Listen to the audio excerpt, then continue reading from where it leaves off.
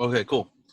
So anyways, thanks guys for showing up. I know it was kind of a last minute and we didn't really do that much advertising of the class, but we decided to do it anyways, considering, what's going on with this, pandemic, and everybody has to essentially do everything remotely. So I'm going to go ahead and start muting people and then we'll get started.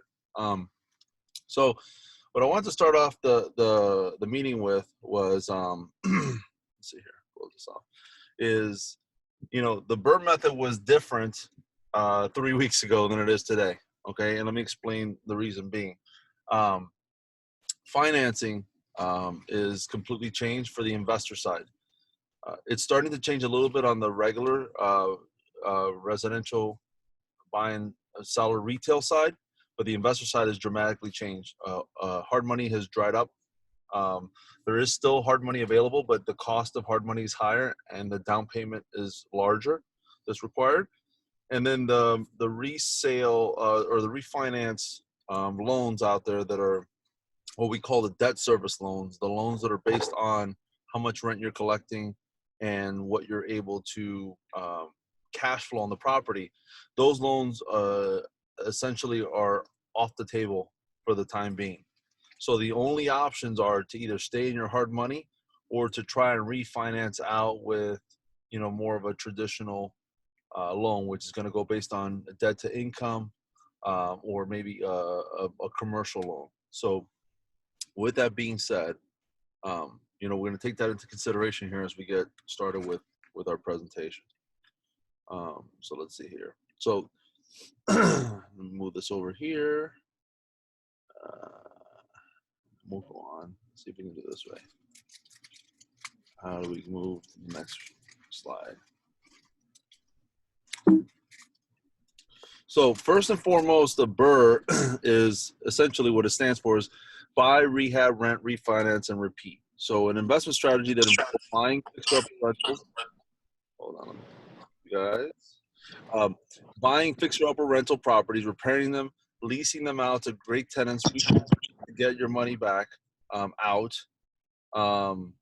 and repeating the process over and over again. It's a great way to build a rental portfolio and not run out of cash. Essentially, when done the right way, you're able to continue to use most of the same money you originally had to keep buying the next one, because what you're essentially doing is forcing the appreciation of the property by fixing it up and then refinancing your money out. Now, the benefits of the BRRRR. It allows you to build a rental portfolio with very little capital. It allows you to quickly scale your portfolio, build equity and passive income over time.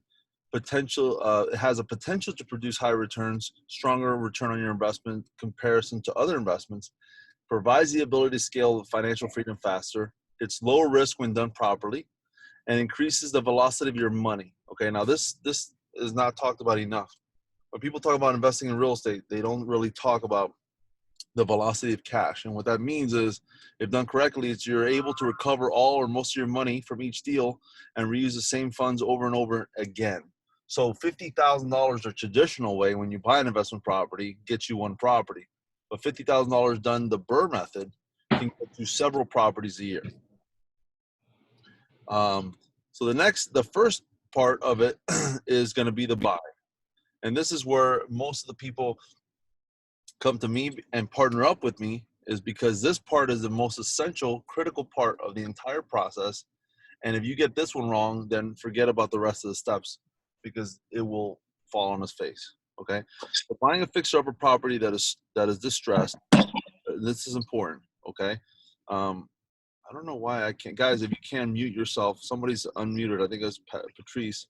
I'm trying to mute, but for some reason it's still showing up. It might be somebody else. Oh, I'm sorry, Jose. It's Jose. Let's mute Jose. If I could, it doesn't allow me. Jose, mute your phone if you could. Okay, so when we're buying a property, we're essentially not buying a property that just needs to be, it doesn't need to just, is ready to go. It's a property that's is freshly painted, everything is working, and we're just going to put a tenant in there. That's not the BRRRR method. The BRRRR method is we're buying a property that's a fixer-upper. it's distressed in some way. And we'll go over distress in a little bit, okay, what that means. It's not just an REO property. So you make your money when you buy the property, because when you buy it right, then everything else falls in place. You've got the equity, you have the things you can fix and improve on, and then with that, you're able to go ahead and refinance the equity out on the back end.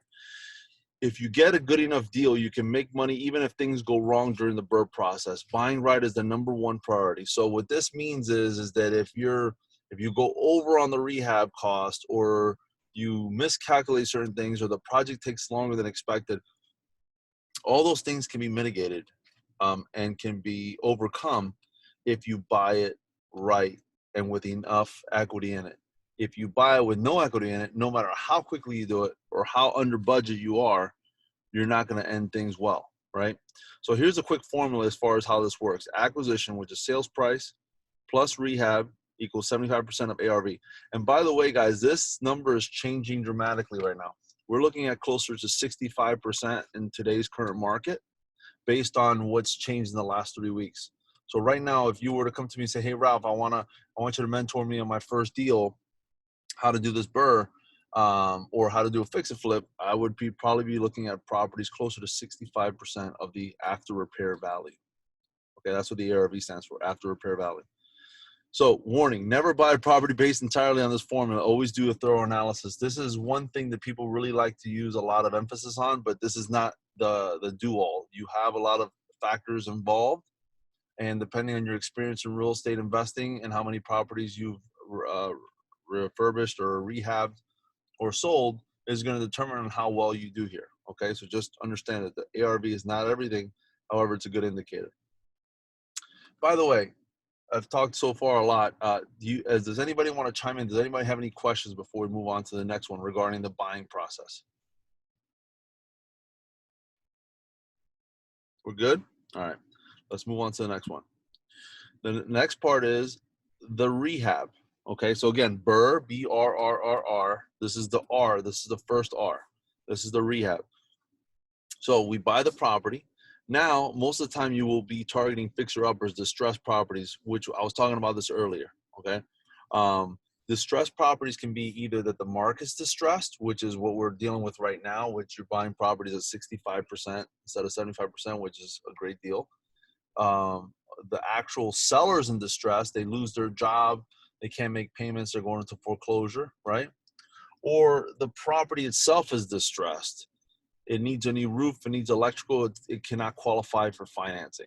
Those are the 3 different ways that you can buy distressed properties. And that's where an investor like yourself brings value, because they're able to get rid of the problem. Investing is all about finding solutions to people's problems. If you can find enough solutions, the bigger the solution, the bigger the discount, the better the deal. If you've got nothing to bring to the table, then don't expect to get a deal you're going to pay retail, right? So do it yourself or hire a contractor. That's going to be completely up to you. Some people like to be hands-on. In my opinion, I like to build a business like if we're able to delegate to everyone, that way we can scale it faster. How do you determine your rehab cost? Well, you get multiple contractor bids, okay? And depending on how much experience you have, sometimes you can go through a house. You can actually bid out a house based on, okay, it needs electrical, it needs flooring, it needs windows, it needs doors, and you can count everything out and kind of get a ballpark. Or you might be very new at it and say, you know what, I've got a couple contractors. I'm going to have both of them come in and give me a detailed estimate of what it's going to cost to rehab this property. Keep in mind, you're going to want to know exactly what type of finishes you're going to want, what are the standards, and most importantly, what are the upgrades necessary in order to refinance at the top number to get all your money out? Because if you cut corners in a rehab and you go and do an appraisal and the appraiser doesn't deem your house a freshly renovated completely throughout house, and they cut you on the price, then you can't get your money out on the refinance. Does that make sense, guys? So that's something to consider.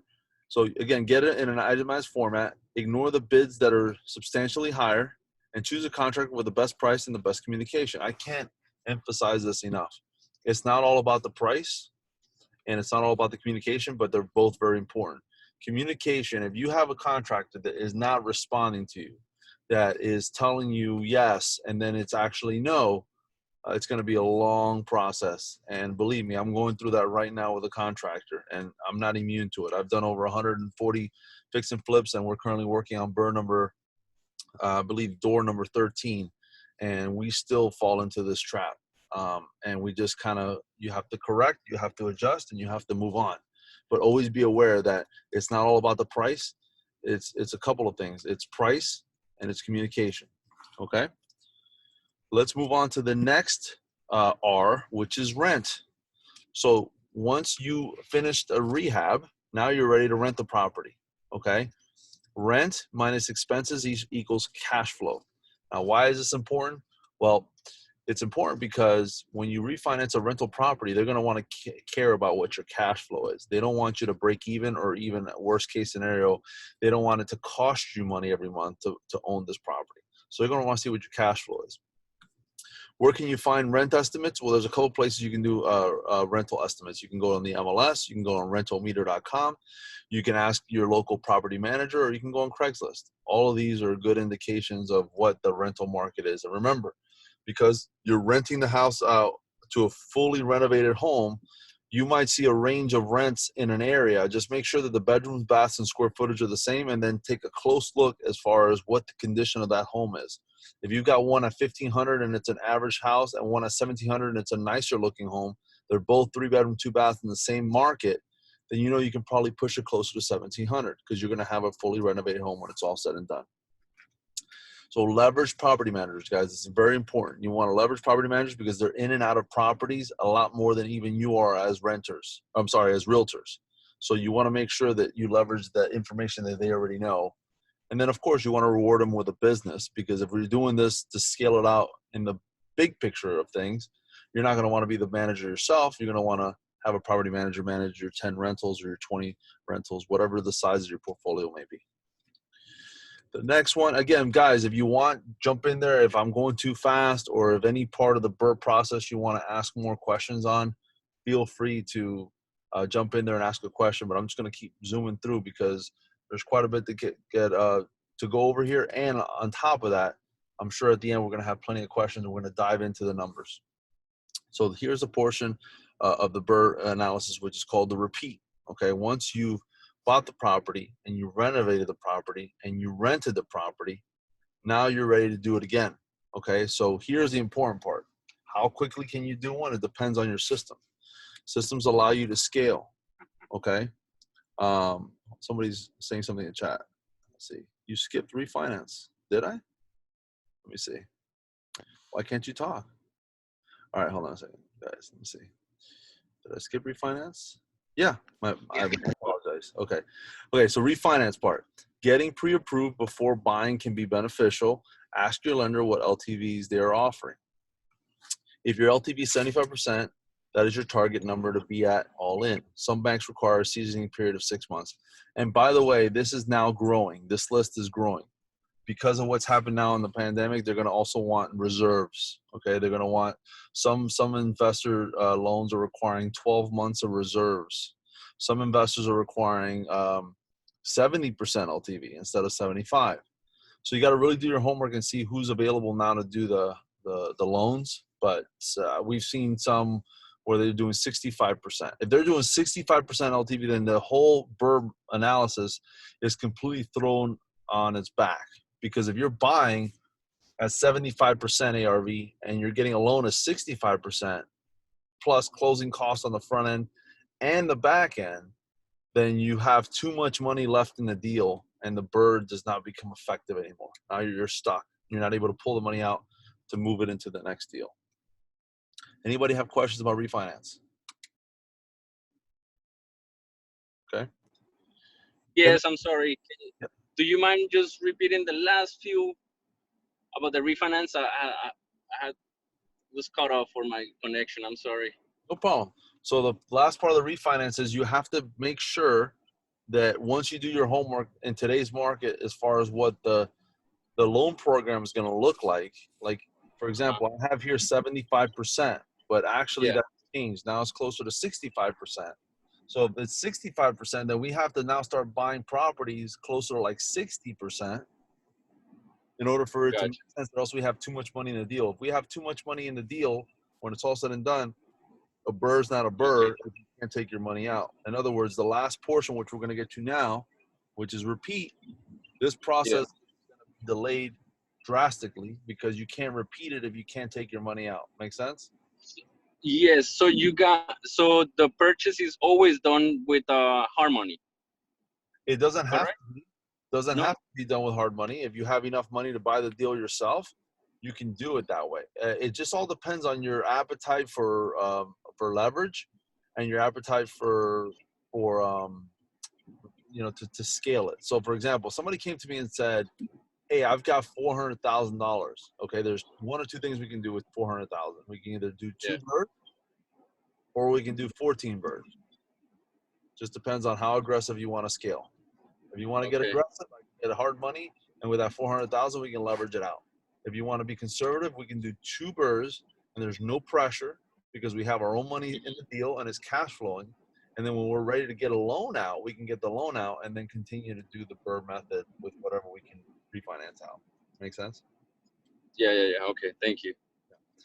So the last one is repeat, create systems. Systems allow you to scale at incredible rates. Anything you have to do more than once should be a system. Leverage technology to make systems easier. Create your core rockstar team and delegate. So create your core rockstar team and delegate. This goes back to the property managers. This goes to the contractors. This goes to the realtors and other investors and anybody that you have that's going to help you get through this BRRRR process. At any stage of that BRRRR, you're going to want to make sure whoever you're working with is a rock star, which means they might not be the cheapest, but they're the most resourceful and they're the most beneficial and can give you the most amount of leverage that's required for you to be successful, on the long term. Make sense? So that's the last part of the BRRRR. And then the famous quote we always like to use: fear not a man who's practiced 10,000 kicks once, but fear the man who's practiced one kick 10,000 times. In other words, master this BRRRR process, have the processes in place, do it over and over and over, and you will be lethal with your ability to invest in real estate. So the BRRRR strategy example, we're going to go now into an example of what the BRRRR strategy looks like. An example to better illustrate how the BRRRR method works is the following. In a hypothetical BRRRR model, you buy a fixer-upper property for $140,000 that needs $40,000 of rehab work. Throw in $4,000 for closing costs, and you end up with a total of $184,000 all in. At a loan-to-value LTV ratio of 80%, if the property appraises at $230,000, once it's rehabbed and rented out, you can refinance and recover $184,000 of the money that you have in the deal out. This means that you had left $0 in the deal, significantly less than $79,000 you would have invested in the traditional model, which is 25% down, plus you have to pay for rehab, plus you have to pay for closing costs. The beauty of this is even though you pulled out all the initial capital, you still add enough equity in the deal that you would not be over leveraged. In this example, you have about $46,000 in equity still left in the property, a healthy cushion. So again, you're refinancing your money out and you still got equity in the deal. So if you start to do your portfolio and you start to continue to add to the BRRRRs, if the market doesn't go up, in theory, your bottom line still is. Because every time you successfully complete a BRRRR, you're adding equity to your balance sheet. Make sense? And not to mention the cash flow. Because if the BRRRR done properly and correctly, you should have cash flow on every single property. That's the debt service ratio, which is if your monthly payment is $1,000 and you rent it out for $1,200, your debt service ratio is 1.2. Okay, 1.2 means you're cash flowing at $200 a month, which is $2,400 a year. You have 10 properties, that's $24,000 a year of positive cash flow. And every year you can increase rents if the past is any indication of what the future's like down here in South Florida. Rents do increase because of lack of supply. So those numbers could start to scale and increase. And as those numbers scale and increase, you're able now to go back and refinance a second time if the equity's there. So, A quick question. yes, You please. mentioned 80% LTV. Is that, didn't you just mention it, we should be looking at 65 to 70? Correct. So when at the time of this presentation, we made this when actually lenders were going as high as 85%. Okay. Okay. That's changed over the last couple of weeks. So the examples that I have here are based on what was 3 weeks ago.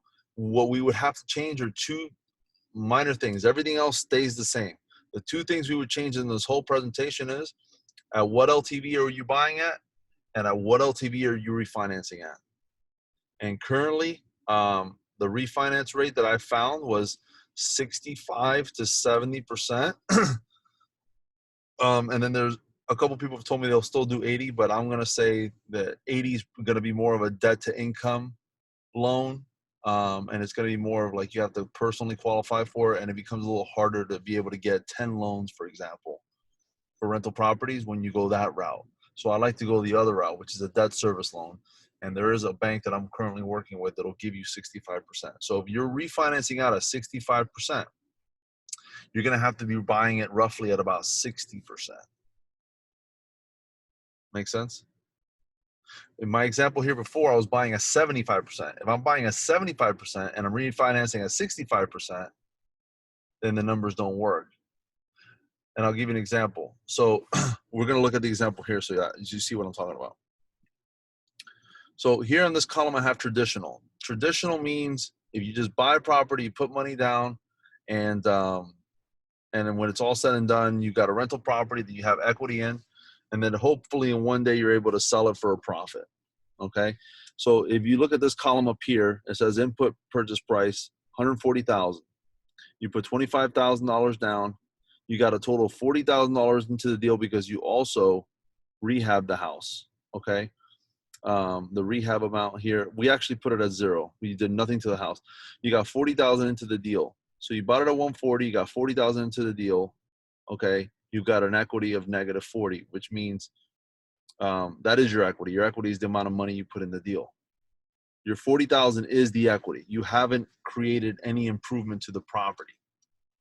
Versus when we do the BRRRR, okay, at 140,000, we put in 40,000 into the rehab. Now the house is no longer worth 140. Now, based on the resale and the appraisal, it's now worth 230,000, and 80% of 230 would be 184. So you've got $11,000 in the deal, significantly better than 40. Why is it not zero? Because in this example, you bought it at 140. Okay, you put the down payment with hard money costs and everything else, 14,000. You rehab that at 40. Your holding costs were about 4, and your refinancing costs were about 6,900. At this point, you already have $62,000 in the deal, and then once you refinanced it at 184,000, you add all this up, and the difference is you got $11,000 of your own money in the deal and $46,000 left of equity. Does that make sense, guys, or did that kind of confuse you? Should I break that down again? I know it's a lot of numbers. Okay. One thing I want to point out in a market like this, and this is something I'm personally considering myself with the group that I'm working with that we're doing BRRRRs. The beauty about the BRRRRs is that if you can't refinance it out, you always have the option of being able to fix or flip it. Okay. Because we're doing essentially the same thing you would do when you flip a property. The difference is you're refinancing it. So in this case, this is the same exact house, worth 140. Now it's worth 230. We put 40,000 into the deal. If we flipped it, minus all closing costs and everything else and commissions, we would make $25,000 on this deal as a flip. If we kept it, it would be 46,000. That is, of course, if we're able to refinance it out, at a rate that would allow us to get the cash out. So if you buy it at 75%, and what happens to you is what just happened to me, which is a couple properties all of a sudden I can't get the refinancing out. Another option is, we just flip this property for the time being, create some cash flow, and then wait for the opportunity or get into the next one where we buy it at a lower LTV or ARV in order to be able to now sell it or refinance it at a rate where we can get most of our cash out. Make sense? Anybody have any questions about this sheet before we move on to the next one? So this sheet over here is the side-by-side return on investment, okay?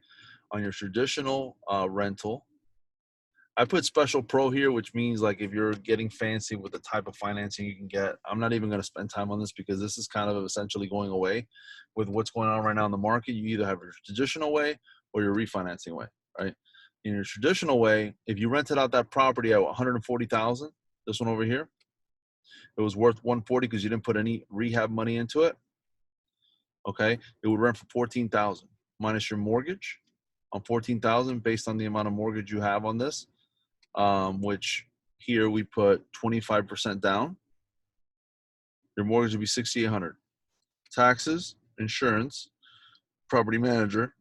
Your net operating income is 1,575. Now this is important because the net operating income gives you an idea of what your cash on cash is going to be.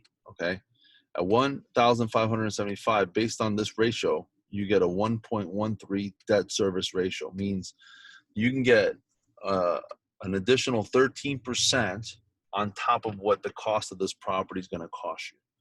Your cash on cash right now is at 4%. The reason it's so low is because even though $1,575 seems like a lot of money, okay, you've got this much money in the deal, $40,000. So cash on cash is only 4%.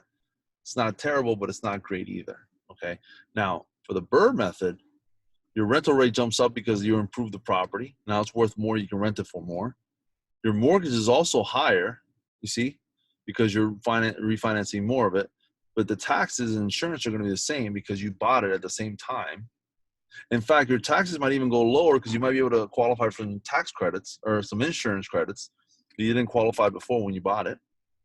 And then your property manager is going to be higher because of what you're collecting in rent.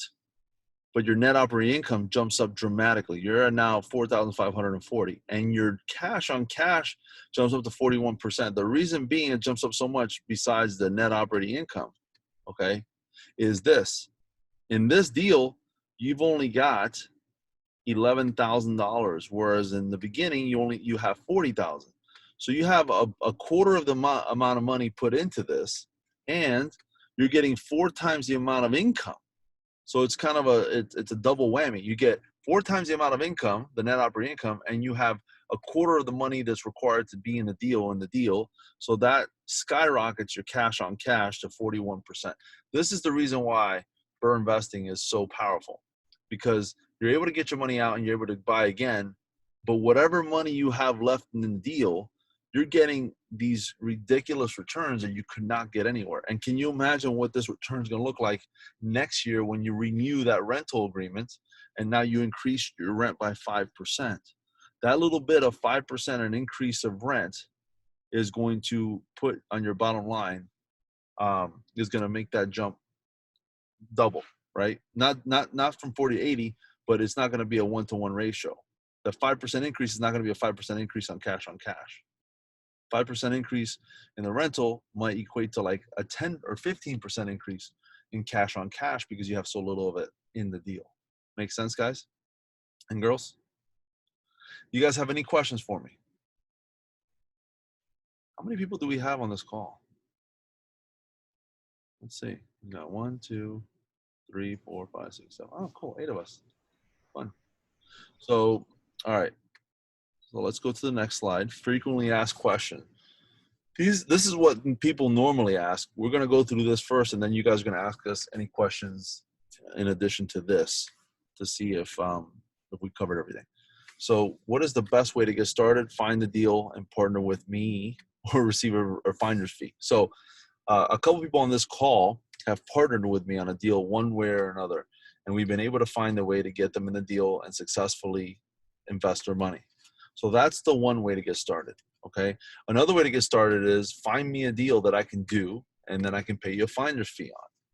You don't necessarily have to get started on your own and do it all by yourself. You've got resources. So use those resources and work your way to your comfort level to be able to get your first deal. How much money do I need for the BRRRR? Well, at the time that we did this, again, the leverage of money was higher. So we said 75,000 to 200,000. Now it's probably closer to 90,000 to 200,000.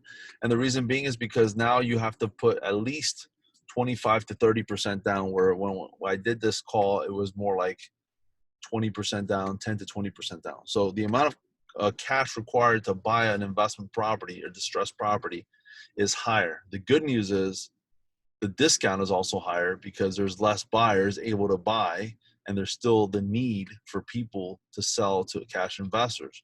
Their property's in a distressed situation. Remember, it's either an REO, or the property can't get refinanced, or the seller's in a specific bind and they got to get out quickly. So cash investor is really the best option. How do I find the contractor? Personal referrals are the best. That goes from anyone from like property managers to realtors to even maybe just starting to call down a list of people that you know that are in the business and see if they know anyone that they can refer to you. That's the best way that we find contractors. And even then, it's not a bulletproof system. You're still going to have to vet them, work with them, and every contractor has their pros and cons, and you have to decide if you can live with them or if you need to go find a new one. So is there a specific type of lender that I need to work with? Yes, there's a couple of them. You need a hard money lender. You need a lender who's going to refi you out on the back end. And you probably need a traditional lender, and it just does traditional real estate. So you can kind of compare and contrast and see if they have any programs available that could fit the mold. Before this whole pandemic happened, the traditional lender was starting to come up with solutions that were pretty close to what we would see in the investor side of things that they were able to do. Of course, that's dried up, but that was there. So you always want to double check with your preferred lender to see, retail lender, I should say, to see if they have any available products that could work for an investor. Is there order of the BRRRR important? Well, it's absolutely. It's imperative. You can't BRRRR if you don't do it in order. Because if you don't do it in order, then you won't be able to cash out the money that you need in order to go do it again. And you might not be able to buy it at a discount if the property's already renovated. Does that make sense? So the importance of the order of the BRRRR is critical, because that's the way you're going to be able to execute and get your money out, and be able to do it again. When can I find more? Where can I find more about BRRRR? Well, I was introduced to BRRRR by biggerpockets.com. So they talk about BRRRR all the time. There's a couple YouTube videos, as well as a couple podcasts that talk about it. And you can always call me too. Is BRRRR risky? Depends on the experience and purchase price. Like I said before, purchase price is everything. The better the purchase price, the less risky the deal is. The higher the purchase price, the more chances you have of possibly over leveraging yourself and not being able to get out of that BRRRR successfully. So guys, based on what we just talked about and the frequently asked questions, is there any questions that I missed, or thoughts or concerns you guys might have considering today's market and where we stand in the investment world?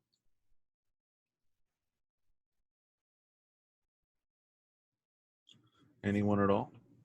Ralph, I have a question. What areas in Miami do you think are best or better to take advantage to BRRRR properties? That's a great question, and we did not cover it in this PowerPoint. And I think what's more important is not so much what area we're buying in, as much as it is what price point are we buying in. Because the higher the price point we're at, the harder it is to get that to be safe. Okay? What I mean by that, Anna, is this. If you buy a property at $150,000 and you renovate it and you fix it and you're all in for $180,000, it's easier to rent that property out for $1,800 a month, so you can get the debt service that you need, versus if you bought a property at $300,000 and you put $100,000 into it, and now you have to rent that for $4,000 a month. We like to use typically the 1% rule. If you can rent it out at 1% of what you're into the deal for, you're probably okay. Okay?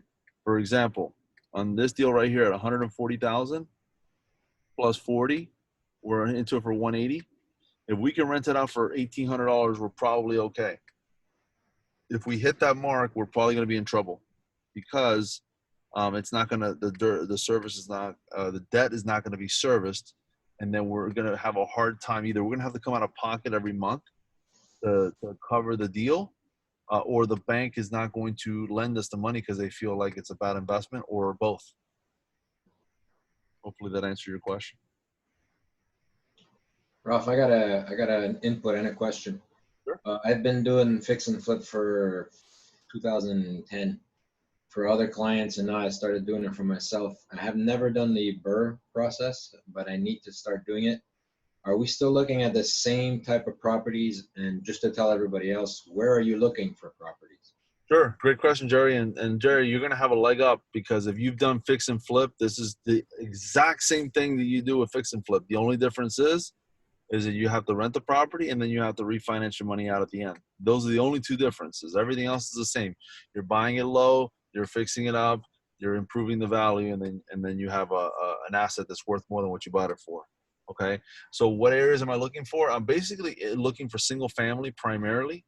I'm looking for areas that the rent is going to support the 1% rule, which is what I said, which is if you buy a property at 140 and you put 40 into it, you're at $1,800 total, or at $180,000 into the deal, and you want to make sure that it rents for at least $1,800. Those are like the basics, right? It doesn't have to be an exact science, but that's a good way to determine whether or not you're completely off. If you're looking at an area where the properties are 200,000 and they rent for 1,200, I'd be in trouble, because if you buy for 200 and you put 40 into it and you can only rent for 1,200, it might not work. Yeah, so that's what you're looking at. So what areas do I buy? I buy anywhere from Homestead, Florida City, Heights, West Perrine, Miramar, Hollywood, Margate. The point is, I go anywhere where the price points are typically under 200,000. And I go to places where I can improve the value of the home, and the people are not. The price point under what, Ralph? You were breaking up and I couldn't hear you. Yeah, somebody's unmuted and we can't hear you. Yeah, exactly. Okay, what are we saying, Anna? You were talking about the price point you don't go above, and we couldn't hear you. Yeah, it's typically the rule of thumb is 200, but I've gone over 200 before. The important thing is the 1% rule. Okay, so 200 is a safe bet. Like if you're buying under 200, that the odds are the rental is going to check out. You still have to do your comps and your research and make sure that that's the case. But for the most part, most houses that are worth like 300,000 and you renovate them, like it's going to be hard to rent them out for the amount of money they need to be rented for in order to cover the debt. So what I'm looking for is areas everywhere in Dade County and Broward that are typically under 200,000. That gives me kind of the leg up, and it allows me to, shave a lot of time and effort into looking at properties that just might be great flicks and flips, Gary, but they don't actually work for the BRRRR model. So I have here in the chat, I read conventional loans are not ideal for BRRRR. Why? And what are the ideal loans for the strategy? Well, it's not that conventional loans aren't ideal for the BRRRR. Any loan is ideal for the BRRRR as long as you can cover the debt. Okay? So a conventional loan could work. It's just that it's hard for you to get 10 conventional loans, right? Sorry, my phone's ringing here. It's hard for you to get 10 conventional loans when you have to qualify as a debt service. Does that make sense, guys? So you could do it, and in this type of market, we might not have a choice. We might have to, essentially look at conventional financing as an option because the other type of financing is no longer available. Okay, so we just have to possibly consider any option as long as it covers. We can make the BRRRR strategy work with any type of loan. We just have to see how much they'll finance, and then we work our numbers backwards. So the first question, Sebastian, would be, what are the terms of that conventional loan? How much money do I need to put down? How much is the rate, and how much is it going to cost me principal and interest? I'm going to then add taxes. I'm going to then add insurance. I'm going to then add a property manager or any other cost that I have to the property. And I'm going to want to make sure that I'm at least at a 1.1 or higher for the debt service ratio, which means if it costs me $1,000 a month, I'm going to have to collect at least $1,100 or more every single month in order for it to make sense. Well, when you're running your numbers, how do you calculate insurance? How do you calculate insurance? Well, I just did it based off of a ratio that looked about right based on what I normally do. But there's a lot of things that go into the insurance. And if you want to be safe, get with a good insurance broker. And then every time you have a property, call her up and call him up and say, hey, I've got a property. Here's the address. Here's the condition. Here's how old the roof is. Here's the electrical. What can you insure this property for? And you'll start to get a ballpark idea of what the insurance is. But in this particular case, the number was about $2,000 for the insurance. So that's what I roughly based my number on. But insurance could be different for different sections and depending on the condition of the roof. And also something to consider is also to take a look at what is it going to look like if you have to put a new roof on the property. So you can call your insurance person and say, hey, this house needs a new roof, but it will have a new roof when I'm done with it. So what's my insurance going to be then? Okay. What other questions did you guys have? This one's a little bit more advanced. What software are you using? I'm using Rehab Evaluator. Is there something easier or better out there that you've been using? Man, I'm old school, I guess, because I don't use any Excel sheets. software. I basically this is what I've been using actually. I'll show you guys, which is I call it my side by side. Let me move this over. Okay. X out of this. X out of this. Oh, there we go. It'll go away.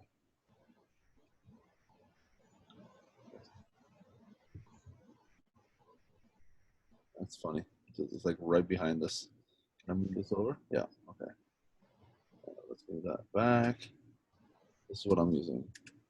Side by side. So I created this little spreadsheet right here. And this spreadsheet, what it allows me to do is, for example, when I put in like I'm going to buy a property at $150,000. And I have here on the right side, this is my rehab budget. So let's say this house needs a roof, $7,000 for the roof. The electrical is $1,500, plumbing, windows, everything, right? The total rehab is $29,000. I have this number automatically populate into this number. I'll buy it for $150,000. I got $29,000 into it. Let's say the resale value, I did all my comps, and the resale value is $235,000. Okay, based on my analytics here, I'm buying at a 63% ARV. Okay, I'm going to have $9,000 into the deal if I BRRRR it, and now I have to double check and verify this number. I'm assuming that it's going to rent at $1,780 a month, but I got to verify and make sure that that's the case. Okay, so if I look at the number and the number is different, okay, and I think the number is closer to $1,500, I'll change the percentage over here.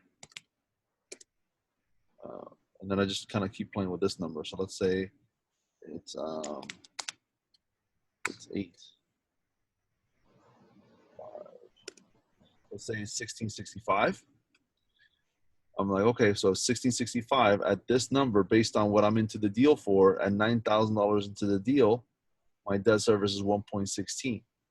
Now, this is my internal debt service. This is where I add in my property manager. This is where I add in my vacancy, which most banks are not going to look at in single family. I add all that. And at still doing all that, I'm at 1.16. However, this is my qualifying bank debt service ratio, which is 1.28. The bank is going to say, well, how much is your mortgage, taxes, and insurance, and how much you rent it for? And when they do that number based on this analysis, I'm actually at 1.28. So it looks really good on paper. But really, for me, I know that I have more costs than just PITI. So I'm actually at 1.16. And the cash on cash return is about 19%. So this is what I use, Gary. Very simple. I created this myself. And I just plug in the numbers here. I walk through the property, I take notes, figure out what needs to be done. I have a ballpark idea of what a roof is going to be, how much electrical is going to be. I kind of guess on the plumbing because you can't really tell a lot of times. But the windows, AC, kitchen, floors, baths, interior doors, exterior doors, paint inside and out, landscaping, all of those are pretty straightforward. And give or take, you'll be off by a couple $100, but the more of these you do, and especially if you've done a lot of flips, Gary, you'll know kind of what you're working with depending on the type of contractor and the pricing structure that you have negotiated with them. I'll share with you the Rehab Evaluator. It's pretty much like this, just looks better to present. I think it's the only difference. Cool. I'm trying to see and it's free. So I was trying to see if there was anything better out there. I love it. Yeah. One of the reasons why I love to do this myself, and I've worked with my partner Ayana on the BRRRR method, which she's my partner, BRRRRing property. And we tried a lot of different formulas from Bigger Pockets and everything else. And we just found that creating it ourselves did two things. Number one, it really had us understand exactly how the whole thing worked. Yeah, true. And number two, it customized it exactly to what we want. So that's why I ended up doing it myself. But I've looked at a couple of the formulas. I'd be more than happy to see what you got, Gary, and see if maybe that helps me out. Yeah, maybe yours is better than mine. I don't know. For me, it works. Everybody's going to have different things they're going to want. What's the name of the software Gary mentioned? Rehab Evaluator. Evaluator. I believe it comes from Bigger Pockets or somewhere. I took it off one of those websites. One that they basically start with a couple of times, use it as free, and then you have to pay for it? No, you can if you want to pay for it, but then they leave you the basics for free. Oh, got it. The basics. Okay. Basic calculations are free, which is all I need in my fix and flips. Understood. Okay, perfect. Great. That's awesome. Cool. Well, guys, let's start burring together. I wanted to give out a special thanks who's helped me put this presentation together, which is Ayana and Tivi. They really pushed me into action on this BRRRR, and they really helped me get this presentation out there and get it out to you guys.